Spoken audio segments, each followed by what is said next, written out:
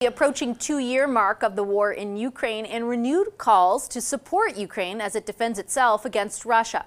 After weeks of uncertainty and pushback from Hungary, the European Union agreed just this week to extend $54 billion in new aid to Ukraine. Ukraine's other biggest ally, the U.S., is still split on whether to keep approving support for Kyiv. In a new op-ed this week, CIA Director William Burns warned of a dire outcome if the U.S. stopped military aid, writing, "For the United States to walk away from the conflict at this crucial moment and cut off support to Ukraine would be an own goal of historic proportions." Also, on Friday, Foreign Affairs Minister Mélanie Joly made a surprise visit to Kyiv, where she announced a new initiative to help reunite children taken by Russia since the invasion started. The importance of bringing back these children home cannot be understated. It is a matter of our own humanity. So how critical is this moment for Ukraine? We spoke to the country's foreign minister, Dmytro Kuleba, exclusively following the news of the EU aid package. I started off by asking him about that deal and the success of the EU in getting Hungary's Prime Minister, Viktor Orban, to back down. Have a listen. Well, I guess this is what the whole magic of diplomacy is about. The European Union worked hard with Hungary, and it must be emphasized that among all EU countries, there was only one country that had reservations to this package. So the rest of the EU is firmly in favor of continued support to Ukraine. But in the end, Prime Minister of Hungary also decided to join consensus, which is a good sign. We worked with Hungary bilaterally. We know that the European Union was working with Hungary to find a solution, and in the end, it was found, which is a good news for all. I want to ask you about, Minister, another country you've worked with bilaterally, of course, especially since the start of this war, and that is the United States. There is a commensurate package of aid right now, kind of stuck in political limbo in the Senate, in fact, very much tied to an issue, a very separate issue, which is border security. What difference would the U.S. aid package make to Ukraine at this juncture in the war? Well, US and EU packages ideally must walk hand in hand. And the fact that it's the European Union who is setting the threshold and demonstrating leadership is a new development. Usually it's the United States who are making the first steps, and then Europe follows.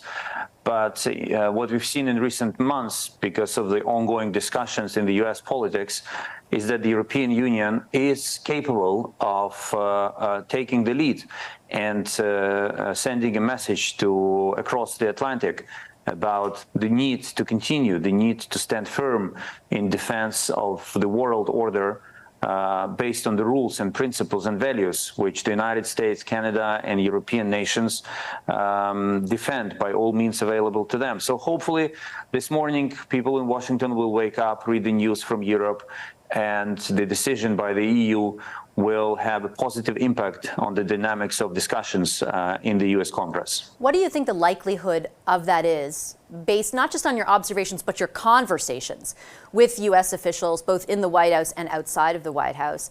What do you think the likelihood of the US following the EU's lead is, and especially against the backdrop of the complex domestic political situation there? Well, I'm not a master of tarot cards. I do not make guesses. I work every day hard to make things happen. And people were casting doubt about the decision, the prospects of the EU decision that we made, that was made today. People are casting doubts about the decision that the Congress is expected to make. But we just keep working on making it happen. So I will not assess the likelihood. But I will say that both Republican and Democratic parties, they stand in favor of supporting Ukraine. And the whole discussion, as you rightly mentioned, in the United States is not whether to support Ukraine. It's about the domestic border issue that keeps other issues locked in a package with the border. So we hear cautious optimism coming from Washington, but again, we do not assess the likelihood. We just work to make things happen. And I'm sure that eventually we will succeed on all fronts. It's true, Minister, that a big part of this is the hang-ups around border security. But there is a constituency of politicians in the United States who have become a bit louder over recent months in their opposition to the level of funding, the level of aid that the U.S. has provided so far. They are buoyed, in many cases, by the former president, Donald Trump, who could become the next president if he is ultimately the Republican nominee and then ultimately successful in the election. How much does that prospect worry you? People of America will make their choice, and we will work with that choice. It's very simple for us. We never meddled in any elections. We respect the sovereign choices people make. And,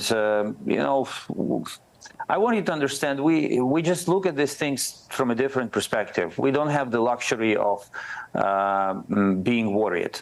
We just can't afford that. We are fighting a war. This is the largest war in Europe since Second World War against the enemy who is more powerful than us. And we are not worried about anything. We're just focused 24/7 on making things happen, on making steps, on taking steps towards victory of Ukraine. I'll ask the question maybe in a different way, though, Minister, and I certainly respect the point that you're making. I guess the reason I ask specific to the U.S. context is because Donald Trump has been fairly vocal in many instances about a lack of commitment to continuing that aid, whereas other people who are in the running have not. They have expressed their commitment to continuing aid to Ukraine. What are the stakes for Ukraine if the U.S., such a big partner from an aid perspective, stops aid? Well, I think the more appropriate question is what are the stakes on the global arena for the United States if the policy changes and the aid is suspended. We will keep fighting. But the question is, what if the United States withdraw? I think they will score an own goal against their own strategic interests, against prosperity and security of the United States. Because if Russia succeeds in Ukraine, it will be a tempting pattern of behavior for other players across the globe to follow and to turn the whole world into a mess that will have to be fixed. And therefore, whatever the price of supporting Ukraine today is, the price of fixing the world, if Ukraine does not win, will be much, much higher. Minister, I want to ask about the relationship between Ukraine and Canada. There was a debate about updating the free trade agreement between our two countries. The opposition Conservatives ended up voting against that free trade agreement, and they said that was because of language around a price on carbon, essentially a climate policy. They were accused by the government here of importing the far-right politics that are against Ukraine in the United States. They disputed that characterization. The Prime Minister, in another interview, the Prime Minister of Canada, said that President Zelensky had expressed concern to him about those developments. Do you share that concern? Right, so you have your own domestic politics, you have your own domestic fights. This is your business, but I want to tell something to the voters of Canada who vote either for one party or another party. The best thing you can do is to support Ukraine. Our biggest asset in every country are not political parties, are the people of these countries who sympathize us as a nation who is fighting against a much stronger enemy. So as long as people of Canada will continue supporting us, will continue supporting Ukraine, will continue to understand what is at stake in this struggle, not only for Ukraine, but also for their own security and prosperity, politicians will be making the right choices.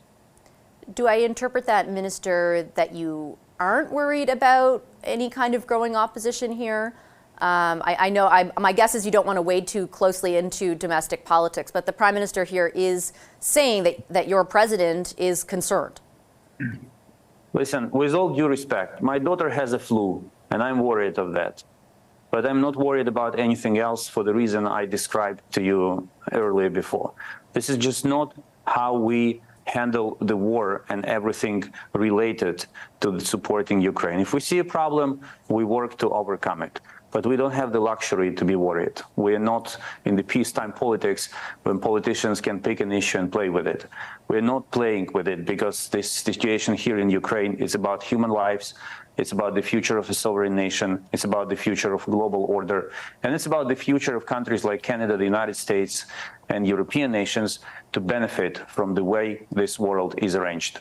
So all of these things have to be taken into account, but there is no space for being worried.